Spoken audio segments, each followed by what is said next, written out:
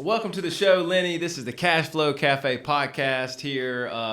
Mr. Lenny Bevill, the recently inducted Hall of Fame member of Georgia Southern, which is amazing. So, Lenny, awesome to have you on the show.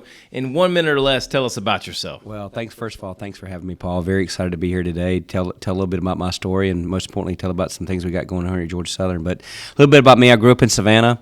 Played a lot of ball down there. Had a good success down there. Came to Georgia Southern in 1986. Played football and immediately got hurt and had to figure something else out. So actually became the mascot in 1987 and. Nice. Got a lot of good things, a lot of fun time with Coach Russell doing that, and got my degree. Went and worked for a year up in Macon, ironically, and just randomly looking for jobs all across the country, and found a really good job in Macon, and worked for about a year, like I said, and then came back and went ahead and got my master's. That was from 91 to 93, and nice. Then I ended up back in Macon with another job, and then started my own business, occupational medicine business, in 2001. And recently sold that literally about 2 years ago this month. And now just kind of doing a lot of different things from there. And I love Georgia Southern, and that's been my passion for many years, and along with a lot of other different things that I do. But, overall, Georgia Southern is kind of where my passion is today. I can't think of a better supporter, driver of Georgia Southern athletics as a whole. Of course, athletic director and all the people behind the scenes, but you are mega fan, mega passionate, and the Eagles, a lot of people don't know behind the scenes, are just such a better because you're a part of us. But thank you for saying that. Really. So talk a little bit about entrepreneur. We'll talk about a lot of stuff today, but talk to a little bit about entrepreneurship, because that's something I'm extremely passionate about, and obviously I respect and saw what you did. But can you go over a little bit about what you did and the entrepreneurship aspect? Yeah, so I started my own business at 33 years old. Looking back, I never would have thought I would ever have my own business. But it was an opportunity. Like a lot of things in life, you got to take advantage of those opportunities. And so I worked for the hospital there in Macon. At that time, it was called the Medical Center of Central Georgia. We were looking at a competitor to kind of potentially buy him. And so we kind of went through the whole process, went and made a pitch to the administration to buy it. And the next week, they began to downsize, and they began looking and saying, well, how do you fit in our core mission? I'm like, well, they're going to shut us down. So I kind of reversed the trend, and I went back to them and says, hey, instead of us buying this other group, I would like to buy you. And they're like, all right, what's that going to take? So they did an evaluation, and they came back to me and gave me a number, and I said, okay, well, y'all want to sign today, because they had no earthly idea what they had, which was a great opportunity for me. And so started my business, started with one clinic, and then when I eventually sold, built that to 11 clinics, and did very, very, very blessed on everything. Had unbelievable people to work for me and really take my business to different things, especially when COVID hit. We had to do a lot of different maneuvering from that aspect of it from there. That's awesome.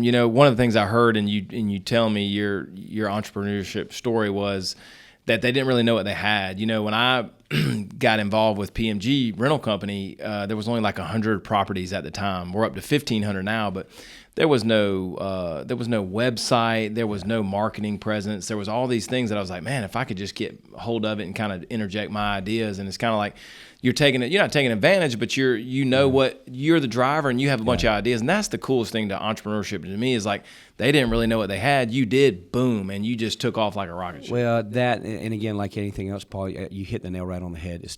You got to take advantage of your situation. 100%. If you're not involved, if you're not, putting in blood, sweat, and tears, as you and I have both had over the years, to build what we've got.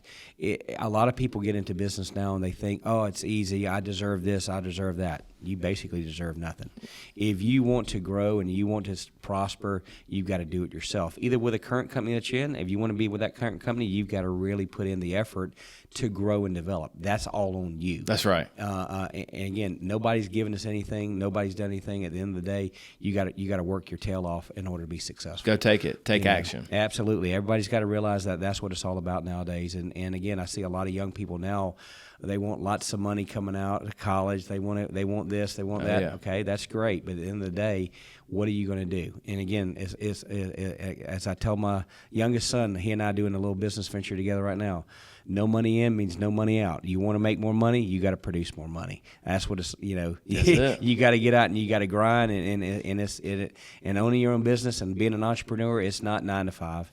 It's 24/7, 365, period. You think about how long it takes. It is not an overnight thing. For me, I worked for another real estate company for 10 years, watched, evaluated, learned from one of the best. And then I said, well, I can do this, So sometimes it's getting in with a good company, paying your dues, going, look, I can do this same exact thing. I can be the guy. So, I'm just, not everybody's cut out to be an entrepreneur. But kudos to the ones that persevere. I had a number of employees that, we try to move them up along the ladder to try to help them, have more opportunities. And then, they just say, hey, Lenny, I just want to come in and do my job and leave. And at the end of the day, that's fine. It takes those people too. That's right. But those who want to grow and become successful, you see those people and you want to help them. I had mentors that helped me. When I was starting my business, I called a couple of my friends who are business owners and like, what am I getting into? And we talked about it. So again, finding good mentors that can help you along the way, and then most importantly, identifying those who are helping you and help them grow as well. You brought up a great point. I mean, mentors, everybody needs one, no matter how smart, how successful you are. A lot of times for me, the ones I'm reaching for in my particular field is, you got to have good accountants, you got to have good lawyers, you got to have good financial advisors. I mean, all these people are, you got to have in your corner, and, you need to respect, and hopefully you like the way they do business. Well, you're only as good as the people around you. As I told my group all the time, you're one chain link away from disaster. So you got to make sure that whole chain link is complete, solidified, and growing every single day. Because if you don't do that, if you're not growing, you're falling backwards every single day. So let's talk about growing. Let's talk about one of the things you and I are most passionate about. And matter of fact, I know that you founded the NIL. I'd like to call you the godfather of our NIL. Something like that, right? So what are our ideas? What can we do to boost this thing, Lenny, and what can we do? Well, I think the biggest thing we've got to do is our fan base has got to understand this is today's college athletics.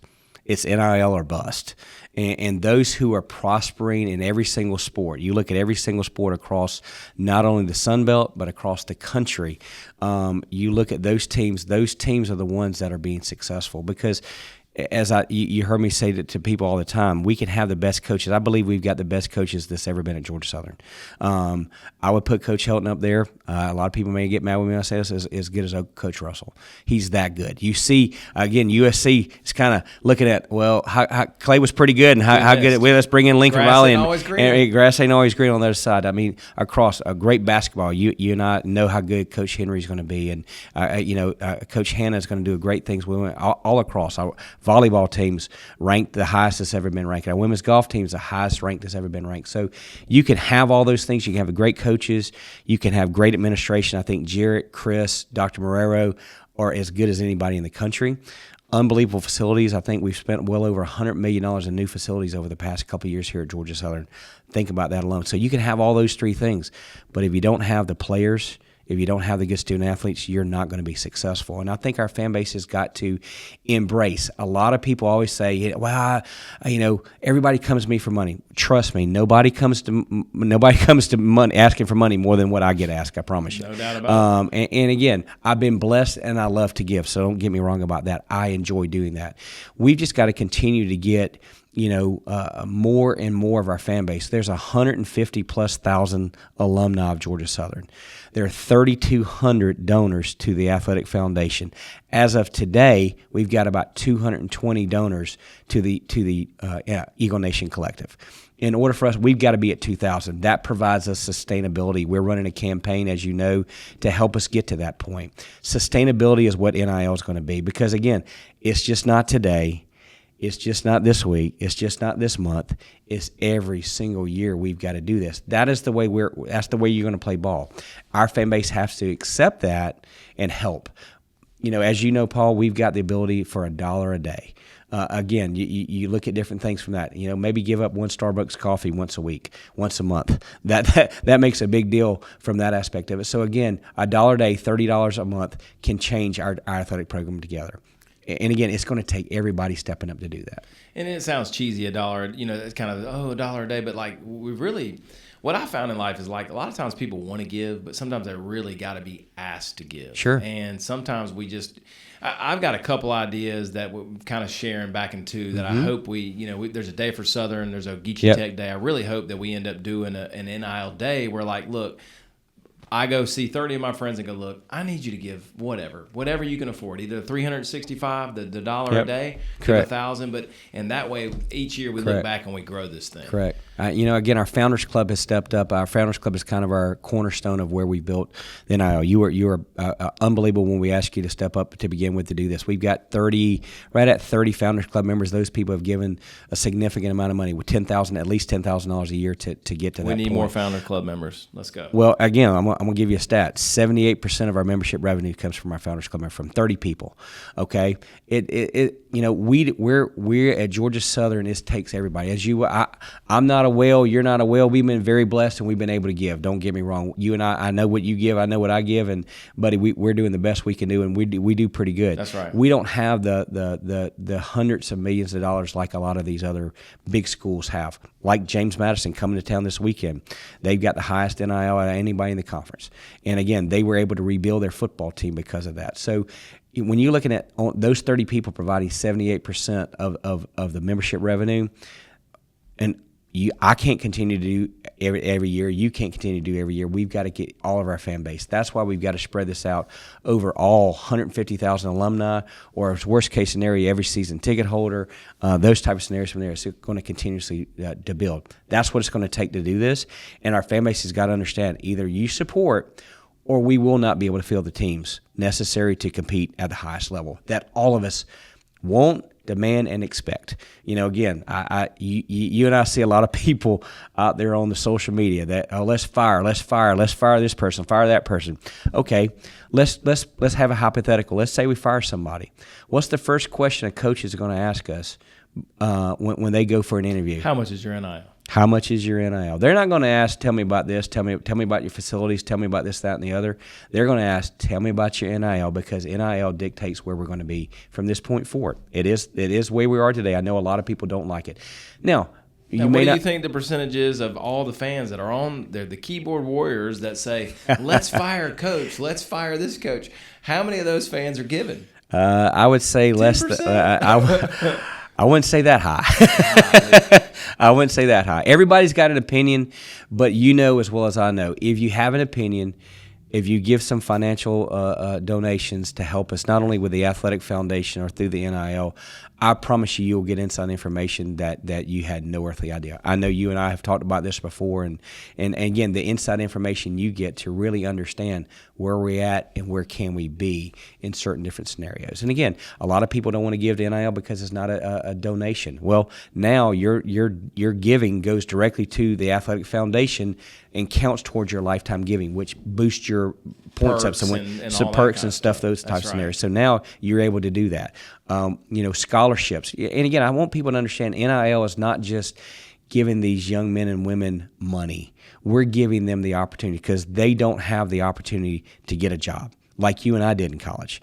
Well, it is truly a full-time job. And honestly, you think about how much athletes are paid, even like an amazing college football player that gets lucky enough to go to NFL, their career can be 2 or 3 years. So truly a lot of these careers are very short-lived for a very short moment in time. As well, what's is 1% of all college football players have a chance in the NFL. There's a lot of football being played every Saturday, and a lot of those guys don't do it. I mean, we're starting to put more and more kids in the NFL, and again, only a very small percentage. We've had some really good football players come through Georgia Southern, and look how many have made it to the NFL. Yeah, I mean, I hope that we can get our fan base rallied around the NIL stuff. Is there any other incentives or pushes that we've been making, Lenny, that you can share with some of the Coach Helton sent out a good email yesterday talking about, and again, you look at last Saturday's game, impact players in that game: Dexter Williams, Marquez Watson-Trent, Mark Stampley, LV, Bunkley, Shelton. You can go Tyler Fromm. All those guys are what we call our brand ambassadors for our NIL program. So we're helping them, and in the end of the day, we're expecting them to do what they did last Saturday, which is help us win that game. And by God, they stepped up and helped us. What a magical moment in time. No doubt about it. Just amazing comeback. I mean, one for the ages. I've told a million people that story, but going back to it real quick, if I point on one more thing, what do we got coming up? We've got some things coming out tomorrow. Actually, coming out this afternoon. We're going to be able to sell these authentic white helmets. I know this is a blue helmet here. We got authentic white helmets coming out today, and a portion of those proceeds would come to NIL, and have the ability, if you buy a particular number other than 3 and 8, of course, with Tracy and AP. Right. If you buy Tyler Fromm's, you buy J.C. French's, you buy Marquez Washington Trent's number on their helmet, they get a portion of that proceeds.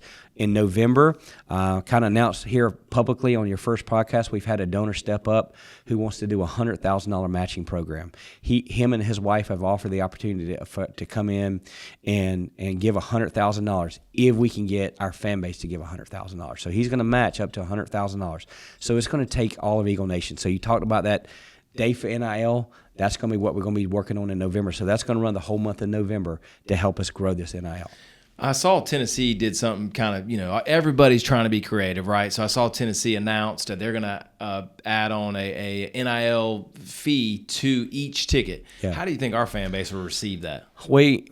Again, either step up and help us through donations, or we're going to have to do something like that, because at the end of the day, compensating these young men and women is what we've got to do if we want to be successful. Because again, when you're matching up programs not only in the Sun Belt but across the country, that's going to be the first question they're going to ask. I mean, a lot of people complain. You and I probably complain. We go to Ticketmaster and we go to concerts and they hit us with these fees, right? And you're like, oh my God, what is this fee? This fee. If you saw that fee, I don't know if I would be that mad as a fan. I'd be like, well, I know exactly where that's going. Yeah. It's going to hopefully help my team win the game. So to me, the NIL day and an added ticket thing are the kind of two things that I think we're going to have to look at every revenue opportunity possible. That's right. Whether it's adding on to a ticket, added on to a concession. We've got the SOAP program going on right now. That. Super opportunity. We've got Hell Southern Vodka, Hell Southern Beer. We've got those different entities that are giving us some passive revenue. The SOAP program, we've got to get all of Statesboro and all of Eagle Nation involved with that, because that's just the easy way for somebody like William Martin at Southern Exchange did to help us get to that next level. Again, if we can get every business doing that, man, we can really change this dynamic very, very quickly. Lenny, let's talk about what motivates you. What's your why, Lenny? Why do you get up and do what you do? And man, I told this story the other day. At the end of the day, my mom died at a young age. I was 16 years old when my mom died. My brother died 2 years later. Family and having people that surrounded me and helped me and give back to me to help me get through those tough times. That's what motivated me to want to be successful so I could give back. So personally, that's my personal motivation. When you sit here and you look at what can we do, and again, Coach Munkin came and met with me, 2010, 11, somewhere around, I can't remember the exact time frame, and he knew I was given to a lot of different organizations through my company, and he goes, hey, Leonard, at the end of the day, when you sit here and you look at what you're doing, you're to be commended for what you're doing. I want you to start giving to Georgia Southern, and I want you to understand that if you give $1 to this organization and this organization, giving a lot more than $1 to some of these places, right, they don't know who you are. At Georgia Southern, if you give us $1, I promise you, everybody will know who you are, and you will be able to change the landscape of Georgia Southern athletics forever. Man, in 14, 15 years, look around, look where we are today, man. And I think it's a testament that and I want to ask you, you've told me before, you haven't barely missed hardly any games. Is that right? I haven't missed a game, home or away, in many, many, many years. I think we had to miss one due to COVID. When we went and played Army, I didn't get to go to that game because of COVID. But other than that, I haven't missed one, and golly, I couldn't tell you when. So tell us why you love Georgia Southern and why you love our little town of Statesboro. Well, Statesboro, spending 6 years here, getting my 2 degrees. Number one, this is a magical place. When you look at what Coach Russell did, who truly built this program off of nothing, and You asked me why Georgia Southern. I ask you why not Georgia Southern. When you look around and you get to know people personally, you go up to Georgia Tech, other schools here in the state, across the country. Having the ability to have access to the AD, the president. Those are things that you can't get in other places. Even schools in the Sun Belt are amazed of the access that if you're wanting to help, you can have the access to it. So, Georgia Southern is just so magical. When you sit here and you look at that, we can compete at the highest level. That is something No I doubt. think you want, I want, we all want. When you look at just as good as our baseball program has been, we didn't host our first regional until 2 years ago. Yep. Think about that. We hosted our first baseball regional. I believe, you believe, we're fixing to have a pretty good magical basketball season, both men's and women's, in a brand new arena. A lot of people talk about this arena, complaining. Okay, so we just got given $50+ million from the state of Georgia to build an arena. Hanner's been there since 1960s. Okay, I saw the arena the other day. It's beautiful. It's absolutely phenomenal. Going to be an unbelievable place to win our first championship in a long time. And again, success. You look at all of our programs, both men's and women's. Again, Jarrett's his goal is by 2026 we're going to win a national championship or something. I fully believe that. Might be rifle, might be men's golf, might be women's golf, might be football. You never know. If we win out this season, who knows where it may be. Everybody thought the sky was falling when Boise State came in here, and they got a pretty good running back who probably is going to win the Heisman Trophy. Should have beat Oregon too.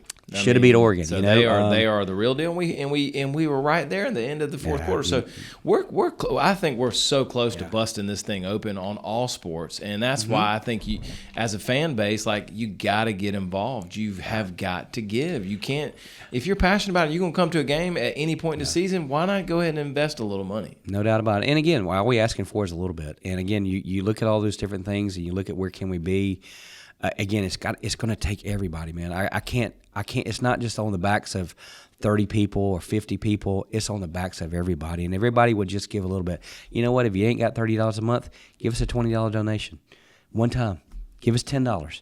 Again, if we get everybody just doing something, we're going to change this narrative. But until we do that, you look at the progression of our student enrollment right now, the second highest one since the conversion between us and Armstrong. The town is growing. We got the Hyundai plant. There's a ton of excitement around the county. And when you look at the growth in this particular area that is fixing to happen over the next 3 to 5 years, between Savannah and Statesboro, I think 80,000 new residents expected to come here. We want those folks to become Georgia Southern fans. If we can convert those, absolutely. The sky's the limit. The sky's the limit for what we can do. And again, everybody wants something. I see a lot of people. The community's got to embrace Georgia Southern because, again, as Coach Russell said many, many years ago, and again, if Dr. Marrero is listening, please don't get mad with me, Dr. Marrero. 20,000 people, 25,000 people don't come to Statesboro 6 times a year to watch somebody take a math test. They come in here to watch a football team. 100%. And they come in here to watch a basketball team. They come in here to watch a baseball team. Come in here to watch volleyball. Whatever sport we've got. You've got the ability to do that. Men's and women's soccer, unbelievable opportunity. Think about it, we got opening tomorrow, the Bo Pitts field there at the men's and women's soccer field. Unbelievable gentlemen who stepped up and gave us money to do that. So again, you look at our donations, you look at our growth. Under Jared and Chris, golly, man, it's just amazing what we can do. And all it took was exactly what you said. People seeing the vision for what we want to do. It's just like your business, my business. If we want our business to grow, what do you have to do? Invest in it. No doubt about it. And you got to invest either in finances, people, places, whatever you're going to have to do. If you want your business to grow, if you want your investment to grow, you have to invest in it. Period. So that's perfect because this is one of my staple questions is what investment were you were most successful on and what would you repeat about it? Well, my business, number one. Making Occupational Medicine was the name of my business, and I had it for 22 years. When I started that thing, 2001, now 23 years ago, golly, almost 24 years ago. When I started that, did I think it would be where it was? No, but I kept growing. That's right. I kept investing. I kept adding people that I could do. Most important, we helped our customers understand how we benefited them. At the end of the day, our customers demand that we help them versus us trying to have to go get the business. We were able to provide a service to them, provide the information they needed, and at the end of the day, we helped them save money. Our whole mantra was, the health of your business depends upon us. Yep. So if we're helping you get your employees back to work, we help your employees, stay on the job, safety programs, those types of scenarios. Guess what? Then they in turn had more money to do different things. That's so good. What do you spend the most money on that you think you could cut back? Where it leaks? Where does your leak? Because you try to teach these listeners to save and invest and do different things, but where are you spending the most on? Oh my gosh! Well, things have changed a little bit. I probably know. I don't know if we should tell you. Things have changed a little bit. Golly, that's a very tough question. That's a very good question. If I had to sit here and think, one thing that pops in my head is probably eating out every night. Right. Restaurants are expensive. Restaurants are expensive, and again, as we see this economy doing what it's doing right now, but eating out every night. So you know what? I recently did some things. I started buying some things. Changed my eating habits. Number one, that helped a little bit, as you can see. But as you sit there, now I go to either the grocery store and buy whole ready-made salads. Yep. And guess what? Instead of spending $15, $20, $30 at a restaurant, now I'm spending $5 or $10. So those are some things that little I've things, and I think little the things. average user can. It's 7 days a week that I was going out to eat every day. It changed. It adds up pretty quickly. Yeah, that's good. Well, it's improvement on your health and improvement on your wallet, which is a double win. Double win for sure. That's it. So, what advice would you give your younger self if you had to go back? Any advice differently? I think early on is probably being aggressive early on. I was learning. Once I started being a manager at the hospital and then started my own business. You didn't realize. You got to bet on yourself. If you want to win, you got to bet on yourself. Love that. And so early on, I would probably say be more aggressive in learning, not thinking you know everything, because man, even today, I try to learn something new every day. Yep. And as you sit there and you look at teaching my younger self, I would say, you were foolish in doing this. Right. You need to learn quicker. You need to think you didn't know it all early on from that aspect of it. Yeah, for me, I always a lot of times I say it's all about taking action, right? So and I think that's kind of along the lines of what sometimes you're going to fail, make the mistake, but it's like too many people sit back and they think, I'm going to do that. I'm thinking about that. Well, do it. If you're thinking about it, what's the worst? You fail, you come back, you dust off and go at it again. If you don't fail, you didn't try.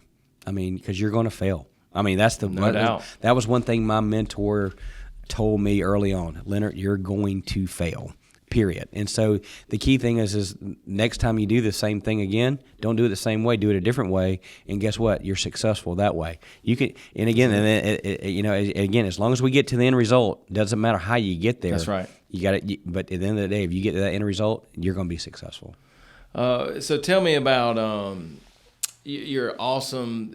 Just like the feeling that you must have had when they were like, Lenny, we're going to put you in the Georgia Southern Hall of Fame. Like, is there anything? It's been your life's work. I get emotional thinking about it right now. Other than my two boys being born, I've never had a more gratifying day in my life. To sit here and think that you're now one of only 176 people that have come before you, that your name is now going to be etched in history of Georgia Southern. I'm very excited about that because I've put a lot of hard work into this. 100%. But at the end of the day, the end result is helping this university grow, helping our athletic program grow, and seeing what we can achieve. You see it as well as I see it. So truly one of the most humbling days of my life, the most tremendous honor other than being a dad, the most tremendous honor I've ever had in my life. Well, and it's like, you don't do these. You never started this journey when Monken told you to come back and give, and you never started going, oh man, one day I'm going to be. And then you wake up and you look back and you go, damn, I gave my all. Yeah. And to be recognized for that is really cool. That's very cool for sure. But again, it's still a lot of help. Again, Jarrett, Chris, Dr. Marrero have been, very instrumental in what we've got accomplished with the Athletic Foundation. To look at the amount of money we raised the first couple of years that Jarrett and Chris and Dr. Marrero are here, they've been fun to watch. They have been fun to watch go. And again, the thing I love about them is they always say, well, why not? We can't build an indoor facility because we can't raise enough money. Well, why not? Yeah, we can. We can't build a convocation center because we ain't got enough money. Why not? Can't redo the baseball. Can't redo the baseball field. We'll start construction on that in December. Looks amazing. All the different things. In touching every single sport. The rifle facility. We've got one of the best golf facilities, men's and women's golf facilities in the country. Well, we've been, I bet you, 95% of our fan base has no earthly idea. I've brought people in and I take them out there. I brought PGA guys in here and they're like, where in the heck did this come from? That NIL golf tournament where Koo came back and Bass and some of the Cole guys and Najee, awesome. And again, you look at those types of things, and again, we're having, for the first time ever, we're getting our former athletes to really step up, and prominent alumni awesome. like Cole Swindell put on the NIL concert for us last year with Gata Jam, with having Koo. Who him and Bass and Najee. I saw Raymond Johnson just got picked up by the Bengals on their practice squad the other day.